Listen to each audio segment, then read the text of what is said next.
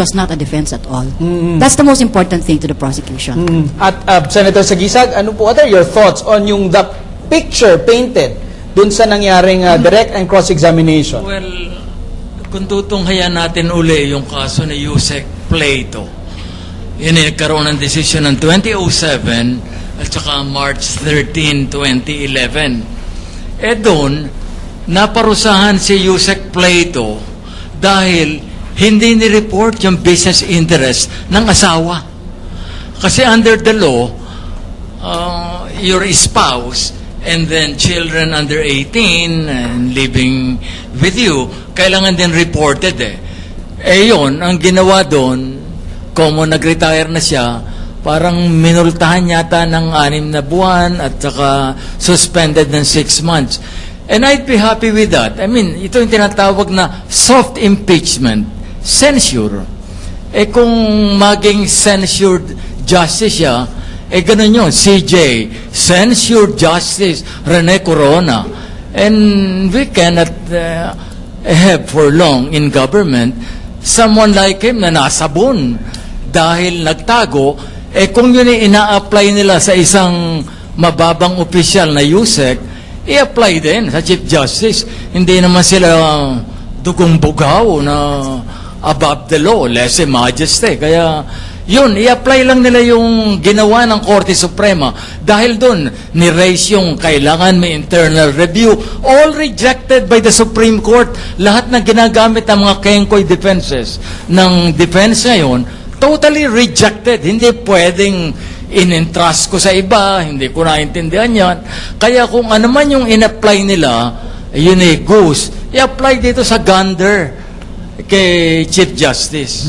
Nabanggit kanina ni Attorney Cynthia na ang depensa mismo ang nagpasok tungkol dito sa issue ng Basa Guidote Enterprises. Attorney JJ, sa ganitong pagkakataon, sa rebuttal ba, pwede bang ipasok naman ng prosekusyon itong mga nagsalita na dati sa media na si Sister Flory at si Ana Basa? Of course, because binuksan, sabi nga ni Attorney Trixie, binuksan na nila yung usapin tungkol sa Basa Guidote. Maaari na ngayong ma-rebut ng kabila sila sa pamamagitan ng pag-imbita doon sa mga nagsalita na dati tungkol dito sa Basa Guidote. Pero tandaan natin, kung hindi naman ginamit na depensa kasi yung Basa Guidote, hindi na maaaring magpresenta pa ng kahit anong ebidensya o taong magtetestimonya ang prosecution. Pero this time, nabigyan pa ng pagkakataon bigla yung prosecution na magpresenta ng rebuttal witness laban dito. Hingan ko lang ng reaction si Jules, nabanggit ni Senator Sagisag, soft impeachment or yung hindi talaga removal from office, masuspend lang yung kagaya ni Yusek Plato. Sa tingin mo matatanggap yun ng ating mga kababayan? Well, sa lahat ng mga nagaganap ngayon, parang hindi na siya matatanggap. Kasi ang haba na ng impeachment trial, tapos ganun din pala yung mangyayari. So ituloy-tuloy na, di ba? Para magsilbi na rin tong aral, hindi lamang sa lahat ng mga opisyal mismo na talagang walang above the law. Kung ikaw yung nagkasala, talagang tuloy-tuloy, sagad-saga rin to, base na rin sa batas natin. Okay, merong katanungan ng ating mga estudyante, pero Ms. bago, Nikki? Yes. bago yan, nais kong tanungin si Attorney Bong Ifurong kasi parang pinapalabas dito ng depensa na yung 34.7 million na kaya hindi niya dineclare kasi pag-aari pala ng kanyang anak na si Carla Castillo dahil nga kay Carla na yung mga share sa Basa Guidote. You think dito sa nangyaring to, absuelto na siya sa puntong yon? Sa palagay ko, kasi I was once a government official myself. Dati akong NBA agent. Kung hindi sa akin yung particular asset, siyempre, I will not declare that. Kung sinasabi kong sa anak ko yan, na above 18, kasi under the law, it's only 18 and living with you, no, with the government official. So, yun ang depensa niya, hindi sa akin yan. So, I did not declare it. So, ako, para sa akin, kaya nga parang premature yung usapan natin ganito kasi hindi pa natin naririnig yung the whole story. Kaya kung sa akin, let's just wait. Tingnan natin kung sasabihin ni Chief Justice, kung anong paliwanag niya, then saka tayo maghusga. Palagay ko, lahat tayo manunod. Kasi ako, medyo nagsawa na ako sa impeachment. Hindi na ako nanonood ngayon. Hinihintay ko na lang si Chief Justice na mag-testify kasi para sa akin, kahit na ang ano ko kasi ang orientation ko, depends, no? Pero magandang pakinggan kung ano sinasabi mismo ng akusado. Isang katanungan lang kay Attorney JJ, sa palagay niyo ba suicide itong pagharap ni Chief Justice? Ito po ay it's a gamble actually because right now we cannot even, hindi namin mabasa kung bakit nag-volunteer siya na mag-testify. Sa ngayon, we're only waiting in bated breath. Kumbaga, pinipigil natin yung hininga natin hanggang sa 1 linggo para malaman kung ano ba talaga yung kanyang nais sabihin at ano pang mga lalabas mula sa kanyang pag-testify. Okay.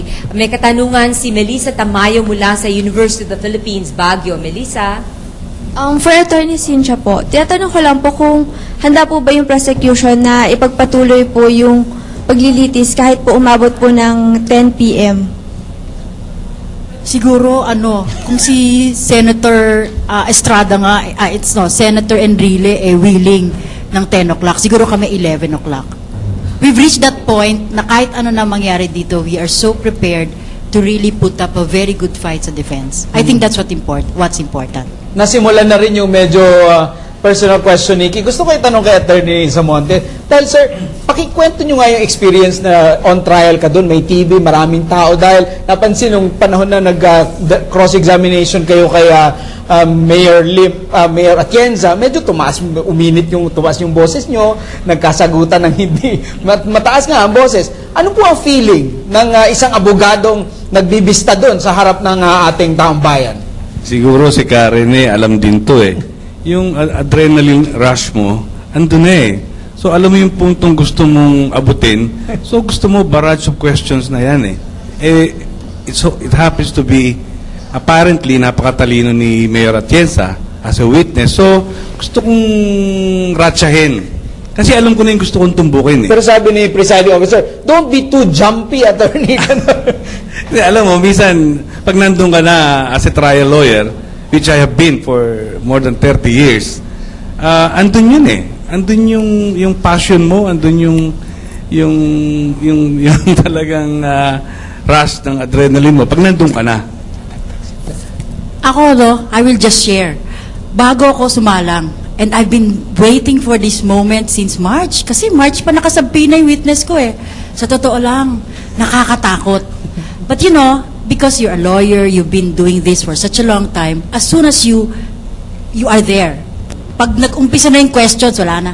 Di mo naiisipin na may senators dyan, meron kang kalaban dyan. It's just really just work. Hindi po ba kayo na-intimidate kay Justice Cuevas? Kay Judd, kay Attorney Judd Roy, Roy, because oo. Attorney Roy can be very intimidating. Oo, tapos- And personally, I think Attorney Rojas was a good match for Attorney Roy. Alam mo, sa totoo lang, walang gender yan pagdating sa kaso, okay? Una-una sinasabi namin, pare-pareho lang tayo ng law books na binasa. So that whatever you are and whatever I am, bottom line is how well we're going to how well we're going to send our message across. So actually, I was excited. I didn't even notice na nung una ang kalaban ko kalaban daw yun. Yung una ang katunggali ko si Attorney Roy, and then later on si Justice Cuevas na that was really Justice Cuevas. That was a dream come true for me. I think yung matapat ka sa esteemed justice pa ng Supreme Court, so ang saya-saya ko that moment. And then, sabi ko, siguro it is a 1 in a million chance that we get as practitioners, and I'm so grateful to be part of this learning experience. And really. I thought Attorney Cynthia did very well. Yes. Salamat salamat.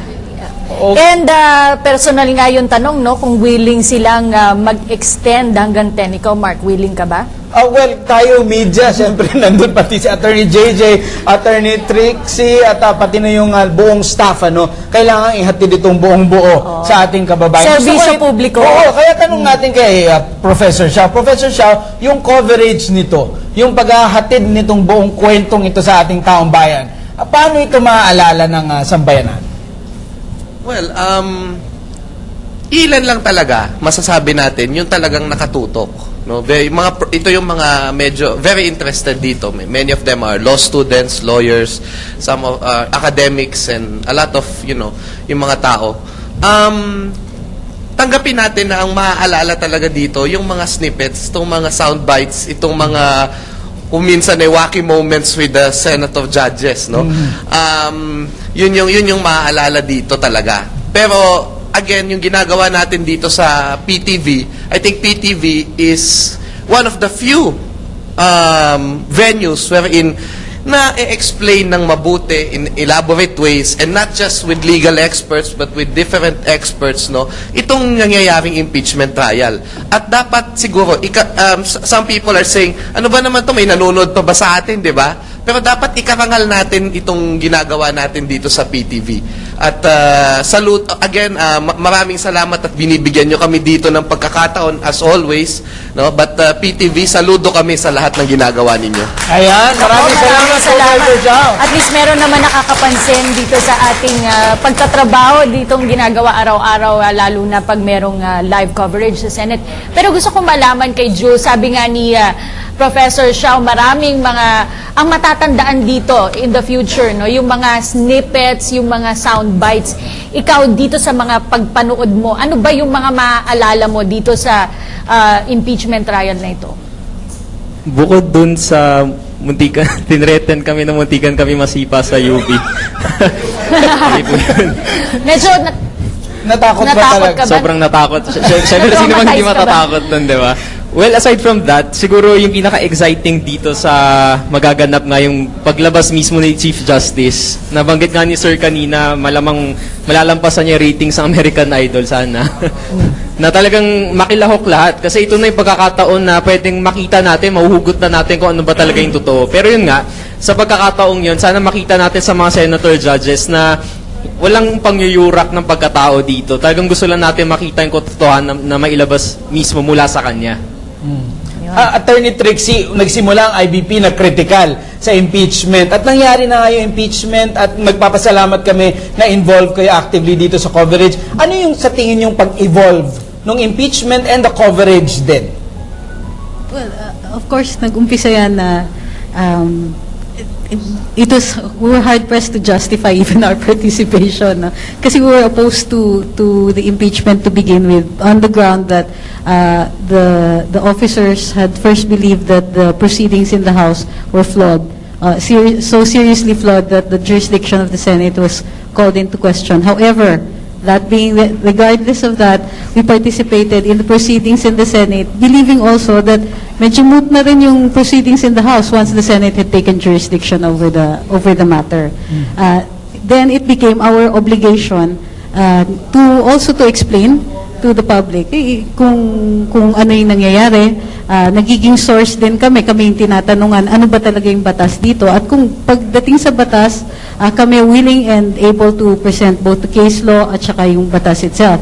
In addition to that, yung minutes ng Senate proceedings, in-upload na namin sa website. Pati yung mga copies ng mga memoranda, copies ng mga briefs nila, motions, lahat naka-upload na rin dun sa IBP. So ang participation namin dito ay nakikilahok din kami. Because this is not just law, this is not just a trial. This is, as everybody has been saying, this is history. And we're also glad to be participants in this. And for the first time, participants in a neutral position. Kasi in previous impeachment proceedings, kumakampi kami talaga eh. Whether, in most cases, pagka judicial officer ang naka-impeach, as in the case of Hilario Davide, ang position ng IBP has always been in favor of the justice. Pero in this case, ang IBP namili na lang maging neutral. So, Bakit po? why? It was